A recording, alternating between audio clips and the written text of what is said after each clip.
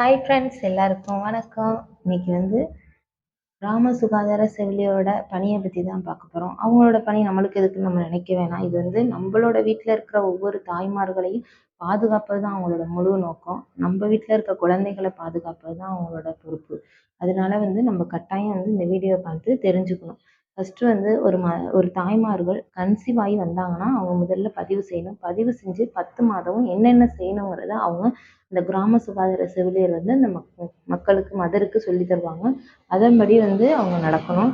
அதுக்கப்புறம் குழந்தை பிறந்தோடனே குழந்தைய வீடுகளுக்கு போய் பார்வையிடணும். அது எப்பப்போ வீடுகளுக்கு பார்வையிடுவாங்கன்றத நான் உங்களுக்கு சொல்கிறேன்.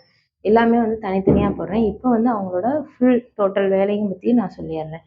தடுப்பூசி அந்த குழந்தைக்கு ஃபஸ்ட்டு பிறந்ததுலேருந்து எத்தனை வயசு வரலும் தடுப்பூசி போடணுமோ எல்லாத்தையுமே அந்த ஃபாலோ பண்ணி தடுப்பூசி போடுவாங்க. அதுக்கப்புறம் 1 வயசுலேருந்து 5 வயசு வரலும் உள்ள குழந்தைங்களுக்கு இரும்புச்சத்து திரவம் திங்கட்கிழமையும் வியாழக்கிழமையும் அந்த குழந்தைகளுக்கு கொடுப்பாங்க.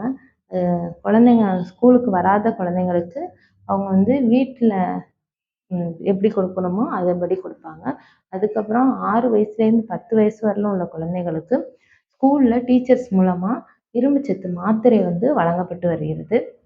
அதுக்கப்புறம் 11 வயசுலேருந்து 19 வயசு வரலும் உள்ள குழந்தைகளுக்கும் ஸ்கூலில் இரும்புச்சத்து மாத்திரை ஸ்கூல் மிஸ் மூலமாக டீச்சர் மூலமாக வழங்கப்பட்டு வருகிறது. உங்கள் குழந்தையும் சாப்பிட்றாங்களா மாத்திரைன்னு நீங்கள் கேட்டு பாருங்கள். வியாழக்கிழமை வாங்கி மாத்திரையை வாயில் போடாமல் கீழே போடுறாங்களாலும் செக் பண்ணி பாருங்கள். இதனாலலாம் ரத்த சோகை கம்ப்ளீட் பண்ணுறாங்க, இல்லாமல் ஒரு நாட்டை உருவாக்குறாங்க.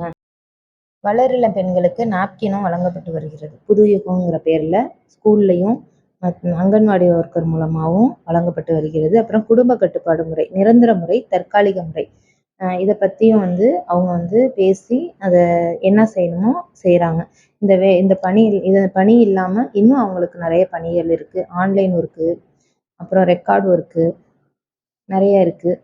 இதை பற்றிலாம் நம்ம ஒவ்வொரு வீடியோவாக பார்ப்போம் ஃப்ரெண்ட்ஸ். ஏதாவது உங்களுக்கு டவுட் இருந்துச்சு அப்படின்னா கர்ப்பிணி சம்மந்தமாகவோ இல்லை குழந்தைகள் சம்மந்தமாகவோ ஏதாவது கேட்குற மாதிரி இருந்துச்சுன்னா நீங்கள் மெசேஜ் பண்ணுங்கள், கமெண்ட் பண்ணுங்கள். கட்டாயம் நான் பதில் சொல்கிறேன். Thank you friends.